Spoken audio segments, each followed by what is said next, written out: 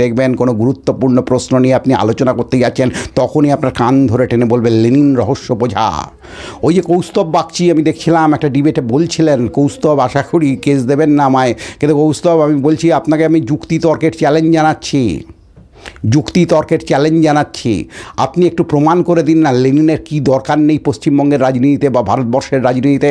ভগৎ সিং যে সময় ফাঁসির মঞ্চে যাচ্ছিল সেই সময় কিন্তু ভগৎ সিং একটা কথা বলছিলেন, ভগৎ সিং তো নিশ্চয়ই পাকিস্তানি নয় কৌস্তব, তাহলে ভগৎ সিং সেই সময় একটা কথা বলছিলেন যে বিরক্ত করো না, এক বিপ্লবী আমার আরেক বিপ্লবীর সঙ্গে কথা বলছে। ব্যথার দান উপন্যাস কেন নজরুল লিখলেন?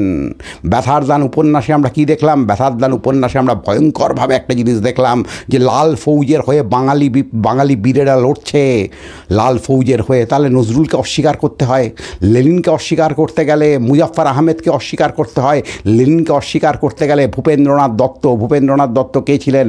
স্বামী বিবেকানন্দের ভাই, সেই স্বামী বিবেকানন্দের ভাইকে অস্বীকার করতে হয়। ছেড়ে দিন, লেনিন যে বৃক্ষ তৈরি করেছিলেন তার নাম রাশিয়া, তার অনেক গলতি ছিল, তার অনেক ভুল ছিল, সেগুলো নিয়ে আমরা পরবর্তীকালে নিশ্চয়ই আলোচনা করব। কিন্তু তার থেকেও বড় কথা, পাকিস্তানের সঙ্গে লড়াইয়ের সময়টা মনে আছে নিশ্চয়ই কৌস্তবের, 1971 সাল, তখন আমাদের জন্ম হয়নি, আশা করি কৌস্তবেরও জন্ম হয়নি।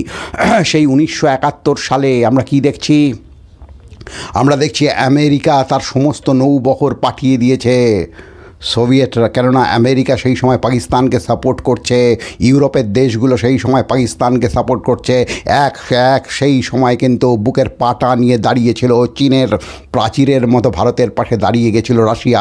ফলে আমেরিকা পাকিস্তানের পাশে চাইলেও সেভাবে দাঁড়াতে পারেনি। তার মানে সোভিয়েত ইউনিয়ন ছিল বলেই তো 71-এর যুদ্ধের বেনিফিট ভারতবর্ষ পেয়েছিল। আর লেনিন ছাড়া সোভিয়েত ইউনিয়ন হয় নাকি? গণেশ ঘোষের ইতিহাস আপনি অস্বীকার করতে পারবেন? সেই গণেশ ঘোষ যিনি কিনা মাস্টারদা সূর্য সেনের অন্যতম হাত, তিনিও তো লেনিনের সঙ্গেই হেঁটেছিলেন, তিনিও তো পরবর্তীকালে লেনিনবাদী হয়েছিলেন। অথবা আরএসপি, এখন অনেক বিজেপির তাত্ত্বিকদের অদ্ভুত, বিজেপি না হিন্দুত্ববাদী তথাকথিত তাত্ত্বিকদের অদ্ভুত একটা মজা আছে। তারা এখন বলতে চান সোশ্যালিস্ট যারা বলছে তারা আসলে কমিউনিস্ট নয়। আর না, ব্যাপারটা তা না। গোলাপের নাম যদি প্রলাপও তুমি বলো, তাহলে গোলাপের ধর্ম তো থাকবেই। গোলাপের নাম আপনি কাল থেকে বলে দিলেন ওটা হচ্ছে প্রলাপ, খুব ভালো কথা, আপনি নাম চেঞ্জ করে দিতে পারেন রাস্তার নামের মতো, গোলাপের নামও কাল থেকে আপনি চেঞ্জ করে দিলেন, কিন্তু গোলাপ তো তার ধর্মটা হারাবে না, সেটা তো পদ্মফুল হবে না। তেমনই সোশ্যালিস্ট যারা বলছেন, RSP revolutionary socialist party of India অনুশীলন সমিতি থেকে যারা আরএসপিতে জয়েন করেছিলেন, তারা প্রত্যেকেই তো লেনিনবাদে বিশ্বাস করতেন, তারা প্রত্যেকেই তো ভয়ঙ্করভাবেই চেয়েছিলেন ভারতবর্ষে বিপ্লব ঘটাতে এবং ভারতবর্ষে বৈজ্ঞানিক সমাজতন্ত্র তৈরি করতে। তার মানে কি, তুমি সোশ্যালিস্ট বলো আর কমিউনিস্ট বলো, সব জায়গাতেই কিন্তু একটা জায়গায় আসছে, সেটা হলো লেনিন। ভুল হয়ে গেছে। ফলে ওই ঋত্বিক ঘটক বলেছিলেন আমার লেনিন।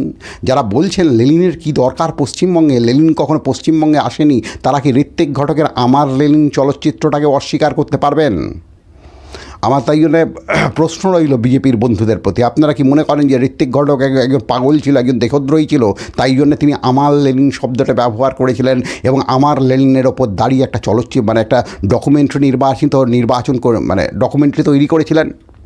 আচ্ছা ছেড়ে দিন, যদি বিদেশি হওয়ার জন্যে লেনিনের নামে রাস্তা আমাদের এখান থেকে বাতিল করতে হয়, তাহলে ভারতবর্ষের প্রচুর মনীষী তো বিদেশে তাদের নামে প্রচুর রাস্তা রয়েছে।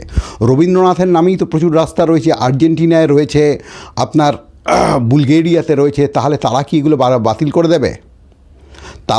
বাতিল করে দেবে? রবীন্দ্রনাথের নামে যে আর্জেন্টিনায় রাস্তা রয়েছে, বুলগেরিয়াতে রাস্তা রয়েছে, ফ্রান্সে রয়েছে, বিভিন্ন পৃথিবীর বিভিন্ন ইউনাইটেড কিংডম অর্থাৎ ইংল্যান্ডে রয়েছে, তারা কি এগুলো বাদ করে দেবে? আছে গান্ধীর নামে ইসরায়েলে হোটেল রয়েছে, কানাডাতে রাস্তা রয়েছে অনেকগুলো, ইউনাইটেড কিংডমে অর্থাৎ ইংল্যান্ডে রাস্তা রয়েছে, ইউএসএতে রাস্তা রয়েছে, সেগুলোও কি এভাবে বাতিল হয়ে যাবে? তার মানে আপনাদের যুক্তি যদি মানতে হয় যে এরা কেউ ভারতীয় ছিল না তাই জন্য এদের নামকে বাতিল করে দাও, তাহলে গান্ধীর ক্ষেত্রে কী হবে? গান্ধীর নামেও তো প্রচুর রাস্তা রয়েছে। আচ্ছা স্বামী বিবেকানন্দের নামেও তো রাস্তা রয়েছে এবং স্মারক রয়েছে, তাহলে সেগুলো কী হবে? জাপানে রয়েছে, আপনার শিকাগোতে রয়েছে, শ্রীলঙ্কায় রয়েছে, তাহলে কি সেগুলোও বাতিল করতে হবে? কারণ আপনি যে যুক্তি বলছেন যে লেনিন কোনো দিন ভারতে আসেনি, সুতরাং তার কী দরকার আছে, লেনিন ভারতীয় নয়, তাহলে তার নামে রাস্তা কেন থাকবে? তাহলে একই কথা। গান্ধী তো কানাডার লোক ছিল না, তাহলে কানাডার লোক গান্ধীর স্ট্যাচু বাতিল করে দেবে? এটা কি কোনো ধরনের রাজনীতি হতে পারে? আর এই রাজনীতি ভারতের রাজনীতি নয়। অনেক দিন আগে আপনি একটু অমর্ত্য সেনের বইটা যদি আমরা একটু উল্টে পাল্টে দেখি, আর্গুমেন্টেটিভ ইন্ডিয়ান, তাহলে এখানে পরিষ্কার পেয়ে যাব ব্যাপারটা। গৌতম বুদ্ধকে নিয়েও এই সমালোচনা শুরু হয়েছিল চীনের একদল লোক বলছিল গৌতম বুদ্ধ চীনে জন্মাননি, তিনি চীনের ভাষা জানেন না, চীনের রাজার পাশে কিভাবে দাঁড়াতে হয় সেটা জানেন না, তাহলে গৌতম বুদ্ধের ধর্মকে আমরা মানব কেন? তখন অনেক বৌদ্ধ তাত্ত্বিক সেই উত্তরটা দিয়েছিল ভয়ঙ্করভাবে, যারা এসব কথা বলছিলেন যে গৌতম বুদ্ধ চীনে জন্মায়নি তাহলে তাকে মানব কেন। তখন অনেক বৌদ্ধ তাত্ত্বিক উত্তরে বলেছিল, সূর্য কি শুধুমাত্র চীনকে আলো দেওয়ার জন্য ওঠে? তুমি যে ধ্রুবতারা দেখো, সেই ধ্রুবতারা কি শুধু চীনকে আলো দেওয়ার জন্য ওঠে? মানবের একটা অখণ্ড বিষয় হয়, গৌতম বুদ্ধ সেরকম মানবের একটা অখণ্ড বিষয়। আমার মনে হয় লেনিন এবং গান্ধীও সেরকম মানবের একটা অখণ্ড বিষয়। সেই